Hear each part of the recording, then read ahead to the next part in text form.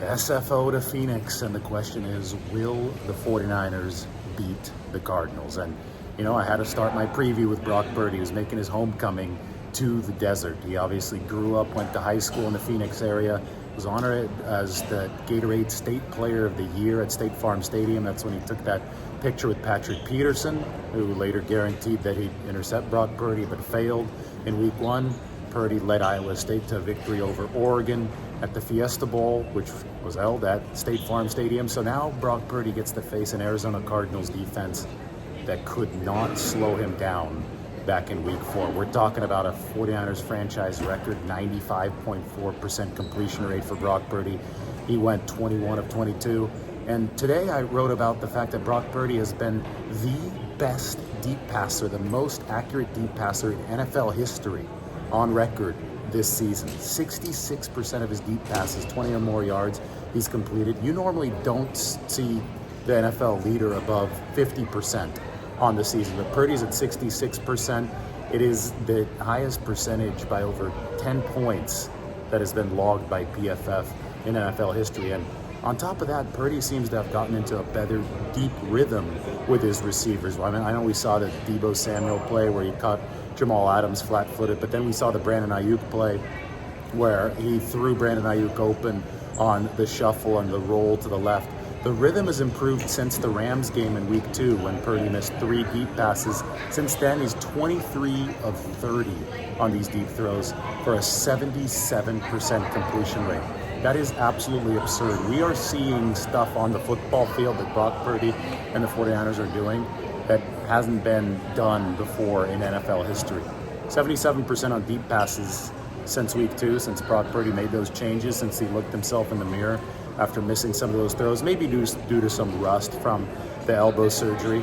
That says all you need to know. And on the other side, the Arizona Cardinals have allowed a 55% deep pass completion rate this season, which is actually the worst figure for an NFL defense. So Purdy lit him up in week 4, threw a really nice deep one to Brandon Ayuk where he threw him open kind of by leaving the ball out to the right to beat double coverage in week 4. And Purdy's been airing it out. He's proven all of the air yards people wrong. He's definitely not a check down guy. In fact, Kyle Shanahan today had a great quote about Brock Purdy. He said that he takes what the defense gives him, but in the most aggressive fashion possible. So if the deep pass is there, Brock Purdy's going to take it. Go ahead and check out The Athletic. I wrote about these deep passes because what we are seeing is historic from Brock Purdy, and I think we're going to see more of it against Arizona. The 49ers do have some injury issues, but the nexus of them is at the defensive tackle position where both Javon Hargrave and Eric Armstead are out. The 49ers offense looks mostly, if not all the way healthy across the starting positions, and that means that this number 31 Arizona pass defense is going to have its hands full against Brock Purdy and company. And in week 4, Arizona showed no credible signs of slowing the 49ers down. I don't think they're going to show any credible signs of slowing the 49ers down on Sunday. So despite some of the defensive concerns, the answer to the question, will the 49ers beat the Cardinals, is yes. The 49ers will beat the Cardinals. Stay tuned for some content from the desert. About to board the plane to Phoenix.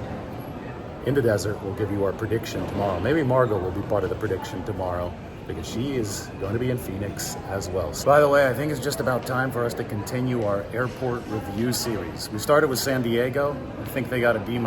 San Diego International Airport. That place is terrible. But what do y'all think about SFO? I'm not going to give out a grade just yet, but I will have to say that it has probably the best food of any airport that I've been to in the world. And been around quite a few, and you obviously have a really good flight selection at SFO, good transit access.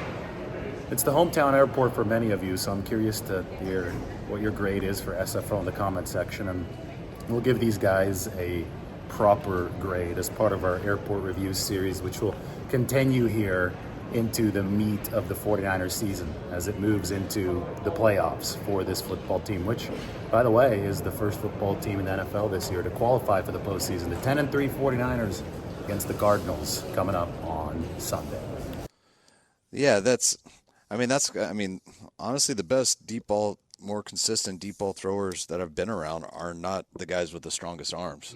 I mean, the strong arm is what allows you to throw it late if you can't read it in time. Yep. And the stronger your arm is, the worse you get at doing that because you always sit there and you can wait. And you just wait till they get there because you have the arm to make it up, but that usually leads you to the wrong decision. Guys that kind of play within their timing, their own arm, leads them to the right decision. And that's what I think is great about Brock, that, he's not going to sit there and take 3 hitches and then throw a late 70 yards. That'd be hard for him to do. It'd be hard for a lot of quarterbacks in this league to do. But I also think that's what makes him really good at it. No one wants him to do that, unless we have a Hail Mary. In the Hail Marys, you do that. You buy as much time and just launch it. But it's what allows you to play with, to make the right decisions. And, some guys, when you can make the right decision in the time of the play, he has all the arm that you need, and he always has. And he did last year, and he had to come back from injury, but he's had throughout this year. And I think the more he gets, the more reps he gets in anything, which he is in our offense, he gets better at all of it because he is a real quarterback. He does see it, and he has the ability to do the stuff. So when it comes to the Warriors, we always talk about the gravity of Steph Curry, how he just kind of pulls everything towards him and makes the job easier for everybody else. I'm wondering about the gravity of Christian McCaffrey and how that manifests itself on the football field, because I got to imagine just having him out there. Like I've always said, Steph could not shoot the ball and he'll be an asset because everyone still has to act like he's going to shoot the ball. And again, it makes everybody else's job easier.